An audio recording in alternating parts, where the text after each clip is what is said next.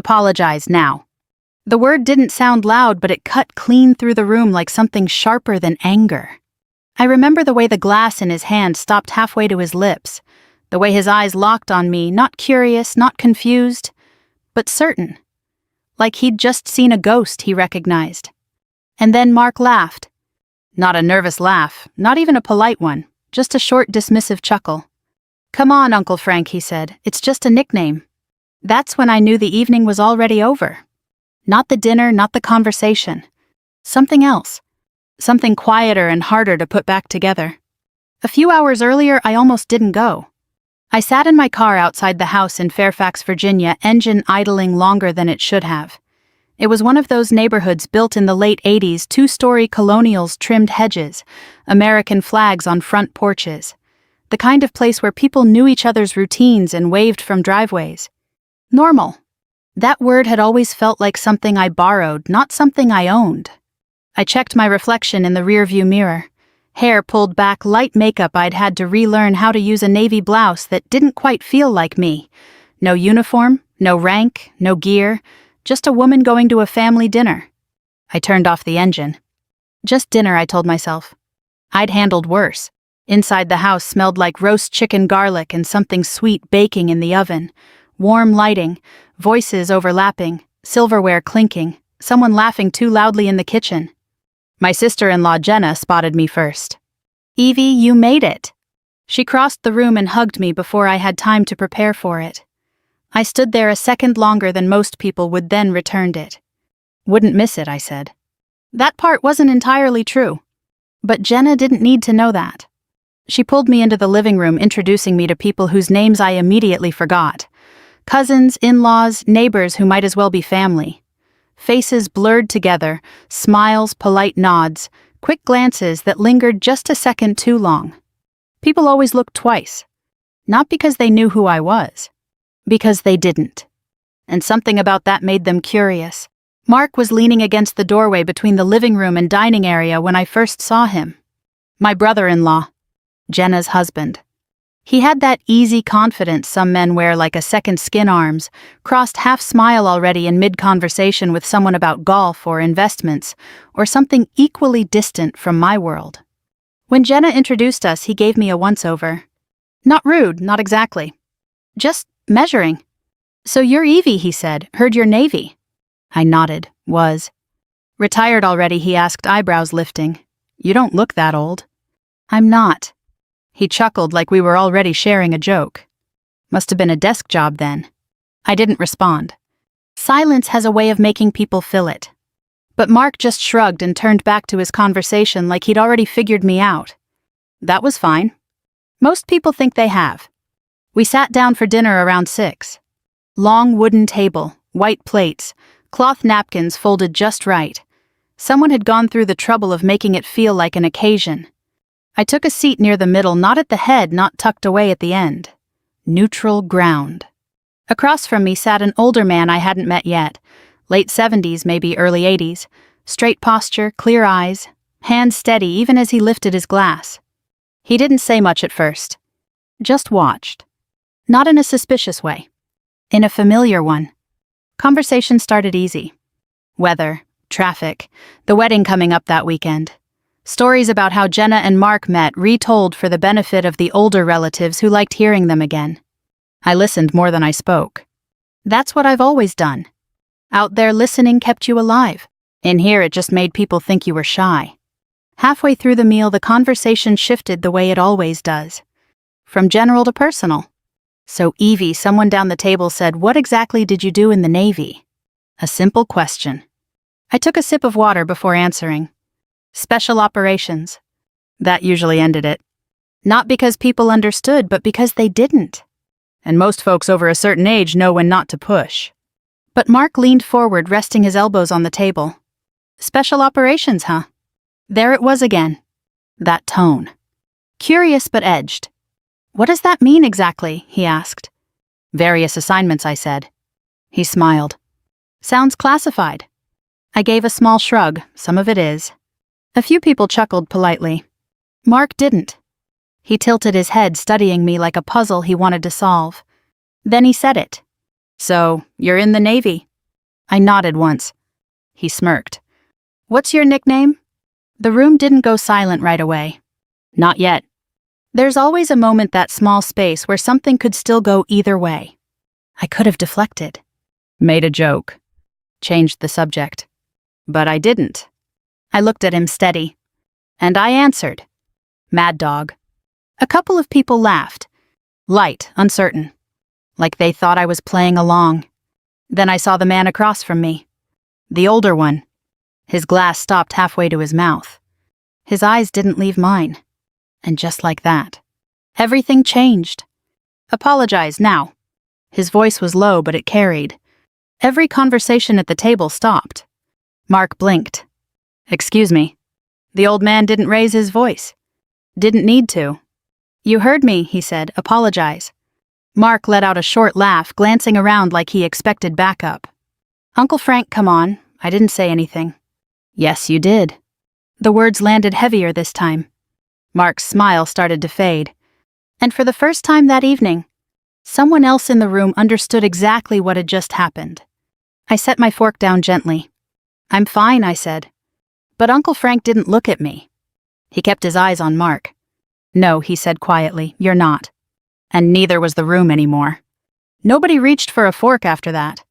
The roast chicken cooled on the serving platter. The green beans sat untouched in their dish with the toasted almonds still glistening under the dining room light. Somewhere in the kitchen, a timer went off and kept beeping until Jenna hurried away to silence it.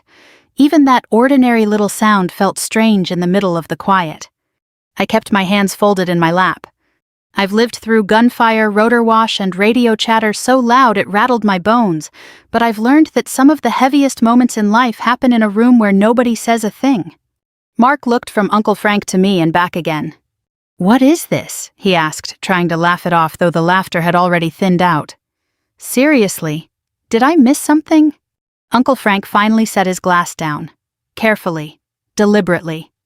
His face had gone still in a way I recognized right away. Men of his generation wore certain expressions only when memory had taken hold of them. You asked her that question like it was a joke, he said. Mark spread his hands. It was a question. It was a challenge, Frank replied. I could feel every eye at the table shifting between us. Jenna came back in from the kitchen, took one look around and stopped short. What happened? No one answered her for a second. Then Mark said, apparently I committed some kind of crime by asking your sister what her nickname is. Sister-in-law Jenna corrected automatically, then looked at me. Evie. I'm all right, I said. That was the truth, at least on the surface. I wasn't afraid. I wasn't angry. I was tired, maybe. Tired in that old, familiar way that had nothing to do with sleep. The thing about a nickname is that most people think it's a story they're entitled to hear. Something colorful, something entertaining. A little badge you wear so others can feel closer to danger without ever having to stand near it. But some names are really just receipts. Proof of what something cost. Frank drew in a breath and looked directly at me for the first time since he'd spoken. Did I hear you right? He asked. I nodded once. You did. He held my gaze for a beat longer than most people could. Then he leaned back in his chair and I saw it register in him all over again. Not excitement, not admiration. Recognition. The kind that doesn't make a person feel bigger. The kind that makes the room smaller. My mother used to say older Americans carry history differently. Not louder, just deeper. They know what it means when a name goes still in a room. Frank was that kind of man. Mark, on the other hand, had never had to learn stillness the hard way. He sat back with a little shrug and said, Okay, somebody help me out here because now I'm curious. That's part of your problem, Frank said. The words were plain, but they landed hard enough to make Jenna wince. Uncle Frank, she said gently, maybe let's all calm down. I am calm. And he was. That was the unsettling part.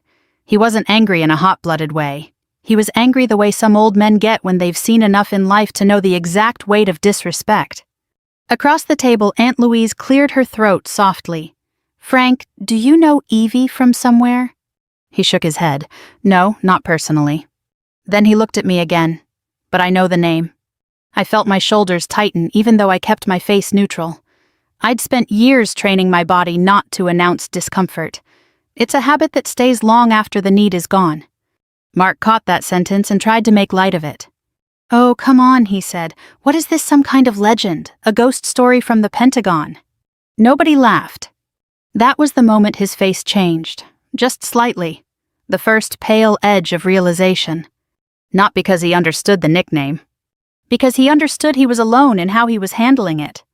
Frank folded his napkin and laid it beside his plate.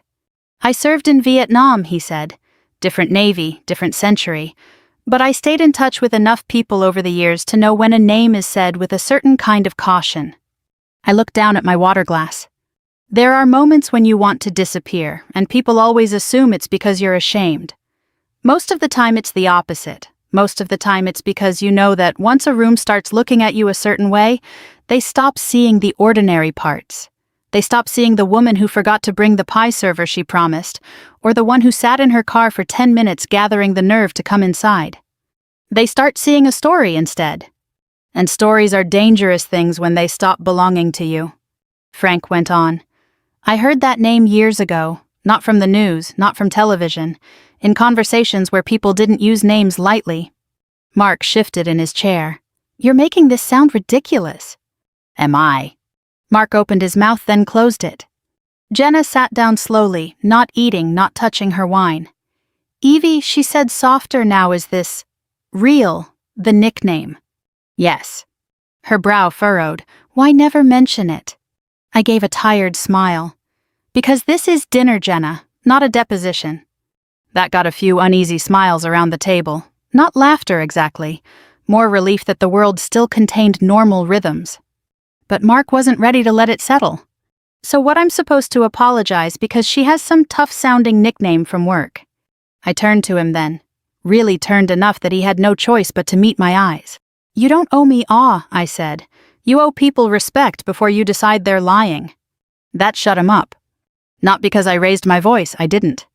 At my age and after the life I've lived, I've learned that a steady tone can shame a person more effectively than a shout ever could. Frank nodded once almost to himself. "That's right," he said.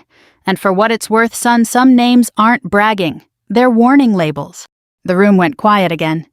Not frozen this time, just listening. Outside headlights moved across the front window as a neighbor pulled into a driveway. Somewhere upstairs a toilet flushed. Real life kept going, which somehow made the whole thing feel more grounded, not less. That's how these moments happen in America. Not on a battlefield, not in a movie. At a polished dining table in Northern Virginia beside a bowl of mashed potatoes and a half-finished basket of rolls. Mark looked at his plate for a while before speaking. "I wasn't trying to insult you," he muttered. "I believe that," I said. He looked up surprised. I continued, "But not trying and not doing are two different things."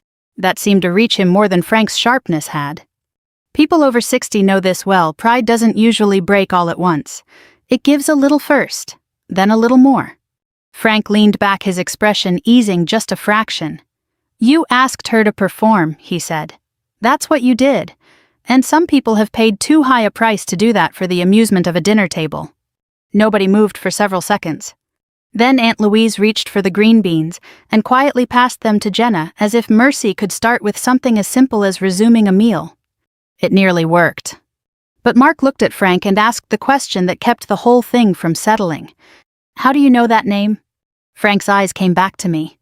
And I knew before he ever opened his mouth that the evening was about to go much deeper than I had wanted. Frank didn't answer right away.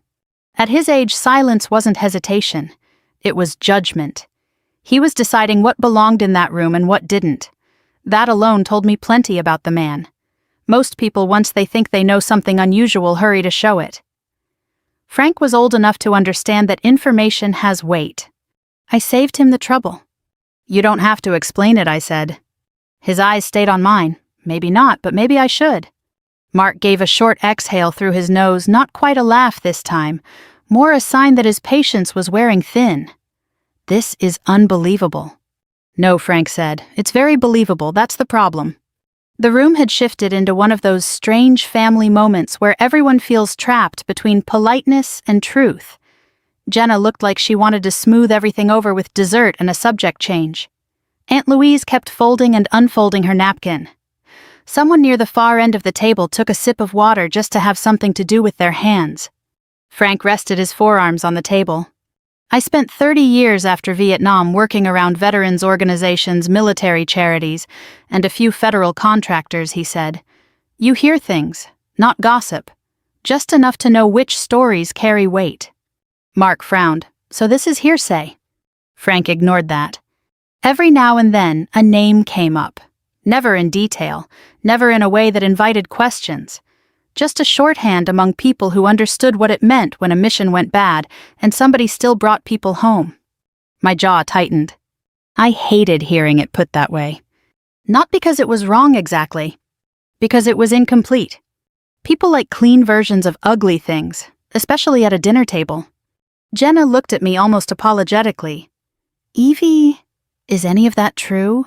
I kept my voice even, some of it. Mark caught on to that immediately, some of it. That means enough, Frank said. Mark leaned back in his chair and crossed his arms. It was the same posture he'd worn when I first came in, but it fit him differently now. Less confidence, more defense. I'm sorry, he said, though he didn't sound sorry yet. I just have a hard time with this. She comes to dinner, barely says 10 words, and suddenly everybody's acting like she's some kind of secret war hero. I looked straight at him. I didn't ask anybody to do that. No, he said, but you could clear it up. That was the first honest thing he'd said all night. He didn't want drama, he wanted certainty.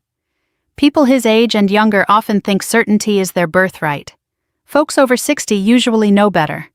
They've lived long enough to understand that sometimes the truth comes in jagged pieces and you either respect the edges or you get cut. Frank spoke before I did. You want her to satisfy your curiosity, he said. That's not the same thing as clearing it up. Mark's face reddened. I want to know if we're all being played. That landed harder than he meant it to. I could tell from the way Jenna closed her eyes for a second. I should have been angry. Maybe 10 years earlier I would have been. But anger takes energy, and by 35 I'd already spent too much of mine on things that mattered more. So I told him the truth. I'm not playing anything I said, and I'm not interested in convincing you. He looked at me as if that answer frustrated him even more than if I'd snapped back. Then why say it? He asked. Mad dog. Why not just brush it off? Because you asked. Frank gave the smallest nod, like that answer was exactly what he expected. Aunt Louise spoke up carefully. Frank, what did you hear exactly? He was quiet a moment, enough to remember the name. That's not an answer, Mark said. No, Frank replied, it's the answer you're getting. A younger cousin at the far end of the table, a boy in his 20s named Caleb, cleared his throat.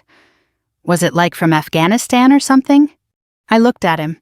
He had that expression younger people sometimes wear around military stories, half respectful, half shaped by movies and headlines. He wasn't mocking, just unsteady in his understanding. Overseas, I said. That narrows it down, Mark muttered. Frank turned on him with surprising force. Would you listen to yourself? Mark stared back. I'm just asking questions. No, you're trying to win. That took the air out of him. It also settled something in me. Frank wasn't defending a myth. He was defending the principle that some people had earned the right not to be prodded for entertainment. Jenna looked from him to me. Evie, I really didn't know. I mean, I knew you served. I knew it was serious. But I didn't. You weren't supposed to, I said gently. Her eyes softened. Why? I glanced down at my plate. My food had gone cold and I hadn't noticed. Because when you tell civilians too much, they either turn it into a movie or they back away from you in church parking lots. Nobody had a response to that. In a room full of family, that may have been the loneliest sentence I'd spoken in years. Frank broke the silence. There was talk of a rescue operation, he said carefully. That's all I ever heard. A bad situation. Bad enough that people who knew better stopped talking when the name came up. Mark's mouth tightened. So there's no proof. I looked at him steadily. You need proof because you still think this is about status. He opened his mouth, but I kept going. It's not. That nickname wasn't something I picked. It wasn't a trophy. It was what people started calling me after a mission that cost too much. That did it. Not in some dramatic movie way. No gasps, no dropped glasses. Just the room settling around the fact that whatever this was, it wasn't fun anymore. Frank's voice turned quieter. That's what I figured. Mark looked at me for a long moment. For the first time since the evening began, his expression lost that smug edge entirely. In its place was something more human and less flattering. Embarrassment. Maybe even fear. Not fear of me exactly, fear of having walked into deep water thinking it was shallow. Jenna reached over and put a hand on his wrist, but he didn't look at her. He kept looking at me. I didn't know, he said. I believed him. That didn't make the damage disappear, but it mattered. Most family wounds don't begin with cruelty, they begin with carelessness. Frank leaned back and exhaled slowly. Then now you do. And with that, the whole table seemed to understand that the evening had crossed a line it wouldn't uncross. Not into spectacle, into truth. Mark swallowed once and said quieter now. What happened on that mission? I looked down at my hands. I hadn't planned on telling any of them. But some nights choose their own direction. I didn't answer Mark right away. There are questions that sound simple but aren't. Questions that pull on threads you've spent years tucking away. You don't refuse them because you're hiding something. You hesitate because once you start, you can't decide how much of it comes out. And once it's out, it doesn't belong to you anymore. The room waited. I could feel it, not pressure exactly, but expectation.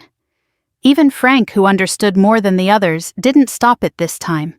He just watched, steady and quiet, like a man who knew that sometimes truth has to be spoken in its own time. I rested my hands flat on the table. It wasn't one moment, I said. It never is. Mark didn't interrupt. That alone told me something had shifted. It started like most operations do, I went on. Information came in, incomplete, time-sensitive. There were civilians involved, Americans, contractors, aid workers. Wrong place at the wrong time. Caleb leaned forward slightly, but he didn't speak. We were told it was a recovery mission, I said. In and out, fast, controlled. I let out a quiet breath. That's what it was supposed to be. Jenna's fingers tightened around her napkin. What happened? She asked softly. I looked at her, not Mark this time. We got there, I said, and it wasn't what we were told. That sentence hung in the air longer than I expected. Frank gave a small knowing nod. The layout was wrong, I continued. The number of people inside was wrong. The level of resistance wrong. You plan for variables, but there's a difference between variables and being set up for something you weren't prepared to handle. Mark swallowed, eyes fixed on me now. Was it an ambush, he asked. Not exactly, I said, but close enough that it didn't matter. I could feel the memory pulling sharper now. Sounds, heat, the way time stretches and collapses at the same moment. We went in anyway, I said. Because that's the job. You don't get to stand outside and argue with bad intel while people are waiting inside. Nobody moved. We made contact, I said. Fast, loud, confusing. You don't see things clearly in those moments. You see shapes, movement. You hear voices, but they don't always make sense. I paused. You rely on training, on the people next to you. My voice slowed. And when something goes wrong, you feel it before you understand it. Jenna covered her mouth. What do you mean? She whispered. I looked down at the table. It means someone doesn't answer when they should, I said. It means a position that was supposed to be covered isn't. It means you realize in a split second that the plan you had is gone. Frank's eyes dropped briefly. He didn't need more explanation. Mark shifted in his chair, quieter now. Did you lose people? Yes. I didn't soften it. There are things you don't dress up. The room seemed to shrink around that word. Aunt Louise whispered, "Oh my Lord." I continued, not because I wanted to, but because stopping there would have turned it into something worse, something half-told and misunderstood. The first attempt failed, I said. We had to pull back. Mark frowned. You left. We had to, I said. We were compromised, injured, outnumbered. His expression tightened like he was trying to reconcile what that meant. And the hostages, he asked.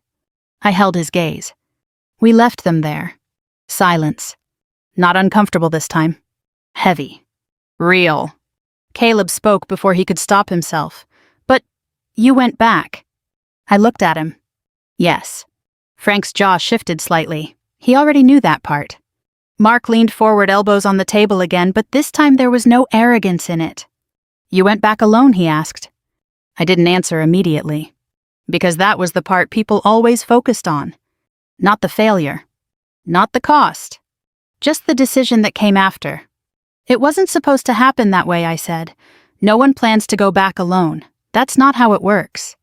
Then how did it happen? Jenna asked. I took a breath. Because leaving them didn't sit right, I said. That was the simplest version. The truest one, too. There are moments, I continued, when you can follow orders and still know you're going to carry something for the rest of your life. And there are moments when you step outside of that and accept a different kind of consequence. Mark stared at me. You disobeyed orders, he said. Yes. The word landed without apology. Jenna looked stunned. Evie. I knew what I was doing, I said. And I knew what it could cost me, not just professionally. Frank spoke quietly. But you went anyway. Yes. No one asked why again. They didn't need to. I leaned back slightly in my chair. It wasn't heroic, I said. It wasn't clean. It was messy and loud and uncertain, and the only reason I'm sitting here talking about it is because it worked. I let that sit for a second. Not perfectly, I added. Nothing like that ever is. Mark's voice came out lower now. You got them out. Yes. And that's why they called you. He stopped himself before finishing the sentence. I shook my head slightly. That's why they called me that, I said, because I didn't stop. Frank closed his eyes briefly. Not in admiration. In understanding. That's not something people say lightly, he murmured. No, I said, it's not. The room had changed. Completely. Nobody was leaning back casually anymore. Nobody was smiling politely. The distance between people, the safe, comfortable distance that keeps conversations easy, was gone. Now we were all sitting in something closer. Something harder. Mark ran a hand over his face. I thought, he began, then stopped. What I asked? He looked at me, and for the first time since I'd met him, there was no performance in his expression. I thought you were exaggerating, he said quietly. I know. That answer surprised him. You do? Yes? Why didn't you say anything? I gave a small, tired smile. Because people don't hear things until they're ready to. Frank nodded once more. That's true. Jenna reached across the table, her hand stopping just short of mine before she seemed unsure if she should touch it. Evie, I'm sorry, she said. For what? For not knowing, for all of this. I shook my head. You weren't supposed to know, I said again. That part hadn't changed. But something else had. The room wasn't judging anymore. It was listening. And Mark wasn't trying to win anymore. He was trying to understand. That was a start. But we weren't finished yet. Because understanding what happened is one thing. Understanding what it cost. That's something else entirely. Nobody spoke for a while after that. You could feel the weight of what had just been said settling into the room like dust after something breaks. Not chaotic, just different. Heavier. I picked up my glass and took a slow sip of water. It grounded me, brought me back to the table, to the people sitting there, to the fact that this wasn't a briefing room or a debrief or a report that would disappear into a file. This was family. Or something trying to become it. Mark cleared his throat. So, you just decided to go back, he asked. There was no challenge in his voice now, just disbelief, quiet searching. I didn't decide it the way you're thinking, I said. It wasn't a speech or a moment, it was a realization.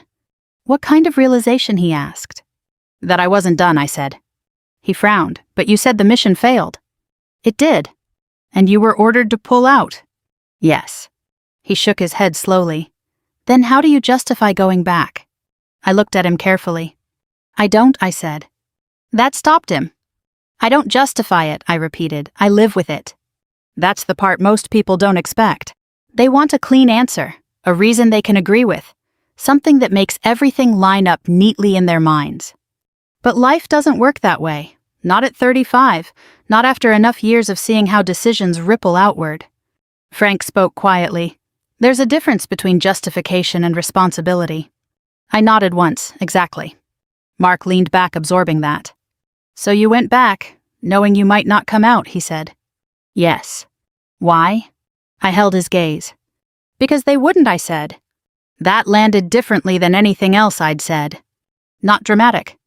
Not loud. Just final. Jenna's eyes filled slightly, though she blinked it back. Aunt Louise reached for her hand under the table. Mark looked down at his plate again, then back up. He stopped searching for words. I've never had to make a decision like that. No, I said gently, most people don't. Frank let out a long breath. And that's something to be grateful for. Mark nodded faintly. I think I treated it like a story, he admitted, like something you'd tell at a bar, something exciting. That's how it looks from the outside, I said. And from the inside, I paused. From the inside, I said it's mostly waiting, and hoping the people next to you make it through the next 10 seconds. Nobody moved. The clock on the wall ticked loudly now. I hadn't noticed it before. Mark rubbed his hands together. I shouldn't have pushed you like that, he said, at the start. No, I said. He winced slightly at how direct that sounded. Then I softened it just a little. But you didn't know what you were pushing on, I added. That doesn't make it okay, he said. No, I agreed, but it makes it understandable. That seemed to matter to him. People his age, mid-40s, I guessed, still live in that space where they want to be, right? But they're starting to understand the value of being decent instead. Frank looked at him. What matters is what you do with it now. Mark nodded slowly. Then he looked at me again. I'm sorry, he said. This time it was different. No hesitation. No performance. Just a man admitting he'd misjudged someone sitting across from him. I studied him for a second. Then I nodded. Thank you. That was enough. We didn't need a bigger moment than that. Reconciliation, I've learned, doesn't come with applause. It comes quietly in small sentences that people mean. Jenna exhaled like she'd been holding her breath for the last 10 minutes. Okay, she said, forcing a small smile. Can we maybe try to eat before everything gets cold? A few people chuckled softly. It wasn't a return to normal, but it was a step toward something livable. Plates were passed again. Someone poured more water. The ordinary rhythm of dinner resumed, though more gently now, like everyone was aware of how quickly things could shift. Mark reached for the serving dish nearest him and passed it to me without a word. A small gesture. But a real one. Thanks, I said. He nodded. Across the table, Caleb asked Frank a quiet question about his time in Vietnam, and for the first time that evening the focus moved away from me. I was grateful for that. Not because I wanted to hide. Because I wanted to be part of the room again. Not the center of it. Frank answered Caleb slowly, choosing his words with care, not glorifying, not dramatizing, just telling the truth the way older Americans often do, plain steady without trying to impress anyone. I listened. And for the first time since I'd walked in, I felt something loosen in my chest. Not comfort exactly, but something close. Jenna leaned toward me. I really am glad you came, she said softly. I looked at her. I almost didn't, I admitted. She smiled. I'm glad you did anyway. Me too, I said. And I meant it. Because as uncomfortable as the evening had been, it had done something important. It had stripped away the surface. The assumptions. The easy judgments. What was left wasn't perfect. But it was honest. Mark cleared his throat again after a while. Can I ask you one more thing, he said. I glanced at him. You can ask. He hesitated, then said, Do you hate that nickname? That question surprised me. Not because of what it was, because of how he asked it. Carefully. Respectfully. I thought about it for a moment. Then I answered the truth. I don't hate it, I said. But I don't carry it the way other people think. What do you mean? I rested my hands on the table. It reminds me of what didn't go right, I said. Not just what did. Frank nodded almost to himself. That's the part civilians never see, he murmured. I looked at Mark. It's not something I bring to dinner, I said. He gave a small understanding nod. Yeah, he said quietly, I see that now. Outside, the sky had gone fully dark. The reflections in the window showed us all sitting there, older faces, younger ones, a mix of lives and histories that had just for a moment collided. Not perfectly. But honestly, and sometimes at this stage of life, that's enough. Dinner didn't go back to what it had been. It couldn't. But it settled into something better. Quieter, maybe. More deliberate. Like everyone at the table had been reminded that the people sitting across from them carried more than just polite conversation. Frank leaned back in his chair, his hands resting lightly on the armrests now instead of gripping the table. He looked older than he had an hour earlier, but not weaker, just more present. Caleb asked him something about where he had served, and Frank answered without embellishment. No dramatic pauses, no heroic framing, just dates, places, and the kind of details that matter more the older you get. I found myself listening closely. There's a kind of language veterans share even across generations. Not words exactly, more like the way things are said, the way certain moments are left unspoken because they don't need explaining. Jenna eventually stood and began clearing plates.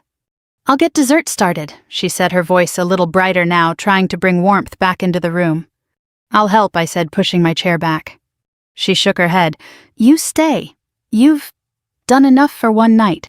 There was a softness in her tone that hadn't been there before. Respect. Not the loud kind. The quiet kind that stays. I sat back down. Mark watched Jenna disappear into the kitchen, then looked at me. "Hey," he said low enough that only I could hear. I turned slightly toward him. "Yeah." He hesitated. Then almost awkwardly he said I meant what I said earlier. "I know," I replied. He nodded, then added, "I think I've spent a lot of my life thinking I understood people just by listening to them talk for a few minutes." I gave a faint smile. "That's most people." "Yeah," he said, "but I was wrong tonight. There wasn't much to say to that. So I just said that happens." He let out a quiet breath, almost a laugh, but softer than before. "Not like this," he said. Across the table, Frank looked over at us, not interrupting, just aware. He had the look of someone who'd seen this kind of moment before, the kind that doesn't come often but matters when it does. Mark leaned forward slightly. "Can I ask you something else?" he said. "You've been doing that all night," I replied. This time there was a hint of humor in my voice. He caught it and smiled just a little. "Yeah, but this one's different." I nodded. "Go ahead." He lowered his voice. "How do you come back from that?" he asked. I knew exactly what he meant. Not the mission. Not the nickname. The life that comes after. I took a moment before answering. "You don't come back the same," I said. He frowned slightly. "Then what do you do?" "You build something new," I said, "piece by piece. You figure out what still fits and what doesn't." "That sounds hard." "It is."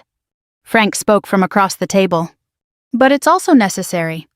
Mark glanced at him, then back at me. "Do people help?" he asked. I thought about that. "Some do," I said. "Some don't know how." "And tonight?" he asked. I met his eyes. "Tonight helped," I said. That seemed to mean more to him than anything else I'd said. He sat back, absorbing it. Jenna returned with a tray of dessert apple pie, still warm, with small bowls of vanilla ice cream. The smell filled the room, cutting through the heaviness in a way that felt almost symbolic. "Okay," she said, setting everything down. "I think we've all earned this." There were a few soft laughs. Plates were passed again. This time the conversation moved more naturally, not forced, not overly careful, just respectful. Aunt Louise asked me where I was living now. Caleb talked about his job. Someone mentioned the wedding again, and this time it didn't feel like a distraction. It felt like a reminder that life keeps moving forward even after difficult moments. I answered when spoken to. Listened when others shared. And slowly I stopped feeling like an outsider sitting at the table. After dessert I stood. "I'm going to step outside for a minute," I said. Jenna looked at me. "Everything okay?" "Yeah," I said. "Just need some air." She nodded. "Take your time." I walked out through the front door and onto the porch. The night air was cool, quiet, a soft breeze moving through the trees lining the street. For a moment I just stood there. No voices, no questions. Just the sound of distant traffic and the faint rustle of leaves. I rested my hands on the porch railing. This was the part people don't talk about. Not the mission. Not the aftermath. But the in-between moments. The ones where you stand still and try to feel like you belong somewhere that doesn't require you to be anything other than human. The door opened behind me. I didn't turn. I already knew who it was. Frank stepped out beside me. He didn't say anything right away. Just stood there looking out at the quiet street. After a minute he said, "You handled that well." "I didn't handle it," I said. "It just happened." He nodded slightly. "That's usually how it goes." We stood in silence for a while. Then he said, "Coming home isn't easy." No, I agreed. Never was, he added. Different wars, same problem. I glanced at him. You still feel it? I asked. He gave a faint smile. Some days more than others. I understood that. He looked at me then. But nights like this help, he said. I considered that. Yeah, I said, they do. He nodded once. Then he said something that stayed with me. People don't need to understand everything he said, they just need to be willing to respect what they don't understand. I let that settle. Then I said, that's enough. He smiled. Yes, he said, it is. We stood there a little longer. Not talking. Not needing to. Inside I could hear voices again, softer now, warmer. Family. Not perfect, but real. And for the first time in a long while, that felt like something worth staying for. Morning came quietly. I woke up in the guest room with that unfamiliar stillness that only happens in someone else's house. No alarms, no radios, no distant hum of engines. Just sunlight filtering through the blinds and the faint sound of movement downstairs. For a few seconds I didn't remember where I was. Then it all came back. The dinner. The silence. Mark's face when he realized. Frank's voice cutting through the room. The way everything shifted after that. I sat up slowly, letting my feet rest on the edge of the bed before standing. My body still carried habits from another life-wake-assess move. Even in a quiet Virginia home, those instincts didn't just disappear. But they softened. Little by little. I got dressed and stepped into the hallway. The house already smelled like coffee. That helped. Downstairs, Jenna was in the kitchen, standing by the stove with a mug in her hand. She turned when she saw me. Good morning, she said, smiling. Morning. You sleep okay? I did, I said, better than I expected. She nodded like she understood that meant more than just rest. I made coffee, she said, and there's some breakfast if you want. Coffee sounds good. I poured myself a cup and leaned lightly against the counter. For a moment we just stood there sharing the quiet. Then she said, last night. I looked at her. I'm really glad you stayed, she finished. So am I. She hesitated. I hope it didn't feel like we were putting you on display. It didn't, I said. That wasn't entirely true at first, but by the end it had changed. I think we all learned something, she added. I gave a small nod. Yeah. Mark walked in then slower than usual, like he'd been thinking before coming downstairs. He looked at me, then at Jenna, then back at me. Morning, he said. Morning? He stepped over to the coffee pot, poured himself a cup, then stood there for a second longer than necessary. Finally he turned. I've been thinking about what you said, he told me. Which part? All of it, he said, but mostly the part about not bringing that nickname to dinner. I held his gaze. That one tends to stick with people. He nodded. Yeah, it should. There was a pause. Then he said, I talked to Uncle Frank this morning. That didn't surprise me. And I asked. He told me I was lucky. I raised an eyebrow slightly. Lucky. Lucky I learned that lesson at a dinner table, he said. And not somewhere it would have cost me more. Frank would say something like that. Sounds about right, I said. Mark let out a small breath. I meant what I said last night, he added, about being wrong. I know. He looked at me for a moment, then said, I don't think I've ever really thought about what people carry with them. Not like that. That's most people, I said again. He gave a faint smile. Yeah, but I'd like to be better about it. That was the difference. Not perfection. Willingness. That's enough, I said. Jenna watched the exchange quietly, her expression soft. You two want breakfast, she asked, breaking the moment just enough to keep it from getting too heavy again. Sure, Mark said. I nodded. Yeah. Later that morning we sat at the same table. Same chairs. Same sunlight coming through the windows. But it felt different. Not tense. Not fragile. Just settled. Conversation came easier. Not forced, not careful, just real. Mark asked me about where I planned to go next, and this time it wasn't curiosity trying to prove something. It was interest. I told him I was considering staying in Virginia for a while, maybe working with a veterans support group, maybe something quieter. That sounds like you, Jenna said. I smiled faintly. I think it might be. Frank joined us halfway through breakfast, moving a little slower than the night before, but steady as ever. He took his seat, looked around the table, and gave a small nod. Better morning, he said. Yes, sir, Mark replied. Frank looked at him for a second, then smiled just slightly. "Good," he said. That was all. But it carried weight. By late morning, it was time for me to go. I stood near the front door, my bag in hand. Jenna hugged me again. This time I returned it without hesitation. "Come back for the wedding," she said. "I will." Mark stepped forward next. He hesitated for half a second, then held out his hand. I took it. "Drive safe," he said. "I will." Then after a brief pause he added, "And thank you." "For what?" "For not shutting me out," he said. I nodded once. "You gave me a reason not to." That seemed to stay with him. Frank walked me to the door. As I stepped outside, he said, "You did more than you think last night." I looked at him. "I just told the truth," I said.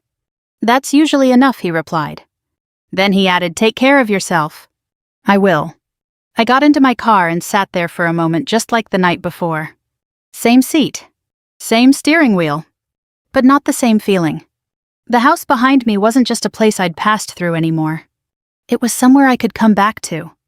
I started the engine. As I pulled away, I glanced once in the rearview mirror. Mark and Jenna stood in the doorway, Frank just behind them. 3 different generations. 3 different lives. All changed just a little by one dinner. I don't think about the nickname much anymore. Mad Dog was never something I carried with pride. It was something I carried because I had to. But that night reminded me of something important. People don't need to understand everything you've been through. They just need to meet you with respect when they realize they don't. And sometimes if you're lucky, they learn. And they change. And so do you. If you've ever misjudged someone, or been misjudged yourself, maybe you understand how small moments can leave a lasting mark. If this story meant something to you, I hope you'll take a moment to reflect on the people around your own table, the ones you think you know. And maybe share this story with someone who might need the reminder. Because respect once given honestly has a way of coming back around. And those quiet lessons, they're the ones that stay.